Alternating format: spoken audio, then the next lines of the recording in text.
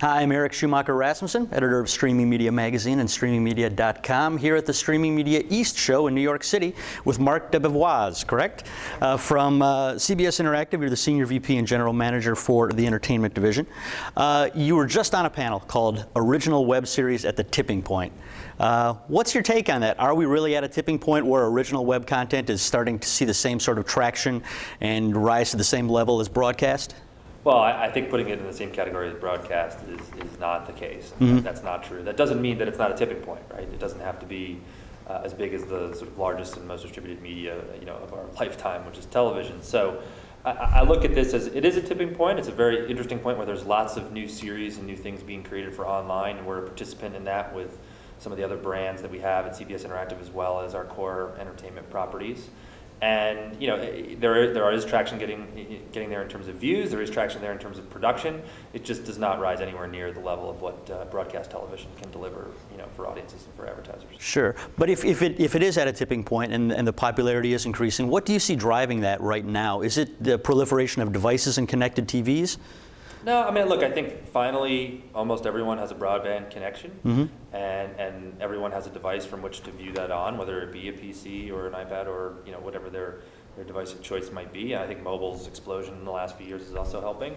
And you're finding consumption is very easy. People know where to go to get that content, and they've learned the web, right? There is no longer this issue of like, where do I go to get content, or how do I find video? There's video everywhere, every newspaper site, every television site, the likes of YouTube and others out there. So there's this huge, sort of growth that's happened in the availability of that media, and now people are making really cool stuff for it. So I think that's what's led to this sort of explosion in viewership. Sure. So if the content is there and the viewers are there, the one thing that seems to be missing, or at least not yet figured out, is the business model. Do you see advertising, pay-per-view?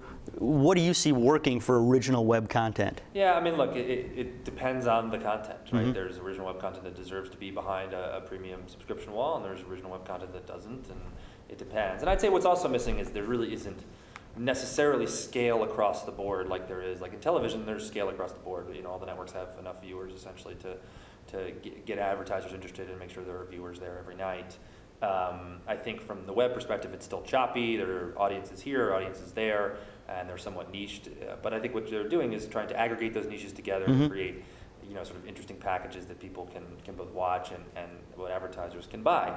And so we're at the beginning of that phase of the model, and the growth is still there, in terms of video. And so it's going to be played out over the next few years as to how that really pans out. And I would say there's going to be a mix of models. I think for original web content, predominantly it's going to be advertising today, because you need to gain those viewers and being free and being available to the viewer. But that could change over time, and depending on what the content is.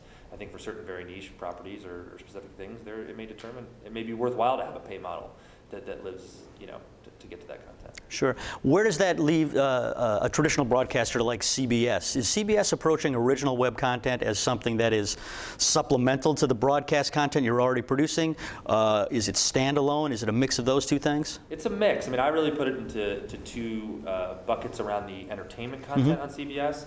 One is extensions from the shows that we already create for broadcast, and those have really, two reasons why we do them. One is to help promote and engage the audience around those shows and get people more interested in watching more of our television programming. But the second is also to create new monetization vehicles for online and sort of solve sometimes some of the rights issues that we have around content that we're not as free to do with the content as what we would like. So we create other content that is, more readily available to us to use in different models. And then there's original content, which, look, for CBS Entertainment, it's really about being talent show or demographic adjacent to something we already have, so we have an ability to promote it. I use our series Around the World for free, which is, I would say, it's almost like a hybrid between Survivor and Amazing Race. It's not specifically like either of those shows, but it can be marketed on the side of either of those shows. It's about sending talent around the world with no money and seeing how they fare. And so we used a former contestant from Survivor last year as the talent, as the personality, and sent her around the world for free. Sponsored by AT&T, great successful program, original, but on the side of something else that was already produced. And then, look, we also have 30 plus other brands at CBS Interactive that are truly about creating original content for the web. We have CNET, we have Chow, our food site. We have GameSpot, our game site, and all of these things they're creating original content, including video, for the web. And so those are playing in the space of original video content every day, and really they have their own brands and their own mechanisms for getting that content known and out there. Right. Another piece of the puzzle is, of course, the social element, and obviously CBS is bullish on social media. You just launched CBS Connect, the social television platform. How do you define social television? How does it work? What do viewers gain from it? Sure. I mean, look, so TV has been social since its invention. People like to take the television shows they've watched and talk about them. And so what used to be the water cooler with 5 people talking about a show that they saw the night before now is an instantaneous conversation to millions of people via technologies like Facebook and Twitter. So what we did with CBS Connect was try to put those conversations together, because there are separate ones on Facebook and Twitter and potentially other platforms, and bring them to one place around our show brands and say, look, if you want to have a conversation around this show or around anything in the show, and we allow people to filter what they are actually talking or reading about through the hashtags and other areas, so they're able to aggregate the conversation but also curate it for themselves so that they can understand what they want to talk about and be interactive that way. So that for us was Connect. And look, we think social is going to be really big for how it helps our programming, both from a ratings perspective but also how it helps us from a traffic perspective.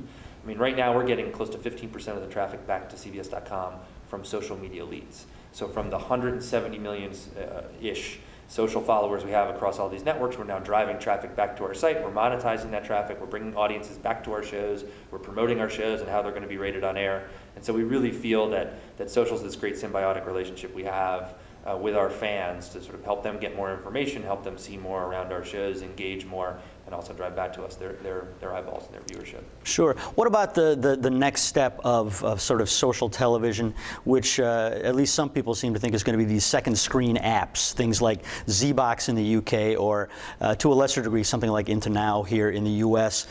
People are watching television with their iPhones in their hand or with their iPads on their lap, and these apps, the theory is that they will engage people on a deeper level. What is CBS's take on that, or what is your take on that, if you don't want to speak for CBS on that one? I'm always speaking for CBS. I basically we have two sort of plays in that space. The one is Connect, which we just talked about for CBS, is that if you're watching a CBS show, we'd like you to engage with it on our platform. And we're trying to aggregate the conversation that's from multiple social networks into one platform so that you can do that, right?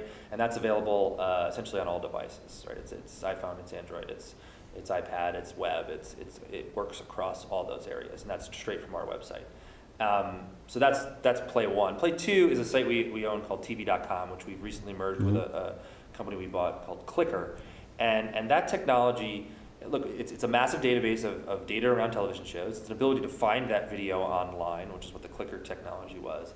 But the way we really think about it is that TV.com is for both the before, the during, and the after of a television program. If you want to be around the community of that program and you want to interact with other fans of that show, or those shows that you like, you could go to Facebook and have that interaction, or you go to Twitter and have sort of the live interaction.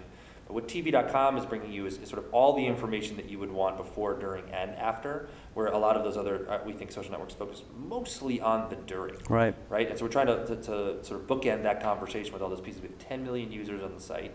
And we compare that to some of the other folks out there who are building specifically apps or syncing technologies, trying to aggregate all that traffic. And we look at it and say, it's really going to be about information and about what people want to find out and do there. And when it's about true interaction with just purely the show and those pieces, we think people are going to end up going to the network properties or around the network. So Connect is our network property, and sort of TV.com is our broad play, around the audience of social television. Very cool. Thanks so much for joining me. This is Eric Schumacher Rasmussen signing off from Streaming Media East in New York.